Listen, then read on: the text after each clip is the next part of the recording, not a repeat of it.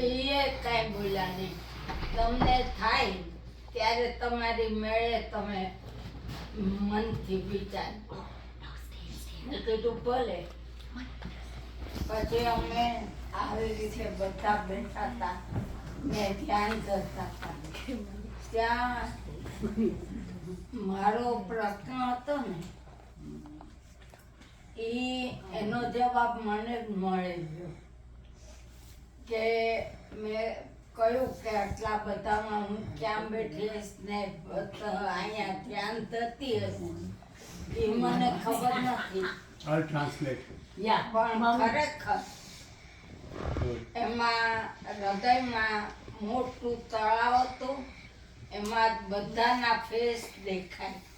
મેં કીધું આમાં મારા ગુરુ કેમ મને ક્યાંથી શોધી કાઢ્યા હતા. ત્યાં મારો ફોટો અંદર ફોટો દેખાડો એટલે મને એમ થયું કે આ ક્યાંક આ વાત તો વસ્તુ ક્યાંક સાચી છે. પણ હજી મને મગજમાં ગડબડ થયેલ હતી. તેમ છતાંય હું ધ્યાનમાં બેઠી.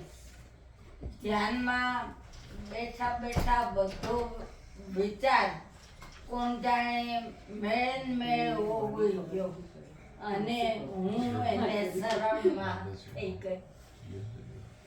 તે ત્યારથી લગભગ આ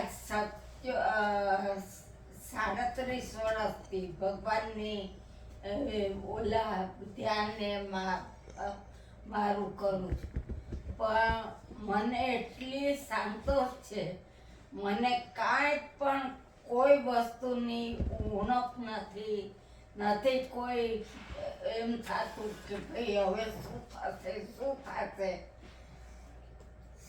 મને થાય કે મારી પછવાડે મારા ગુરુ ચાલ્યા એટલે મને પૂરેપૂરી હું એની ઉપર આધાર રાખું છું.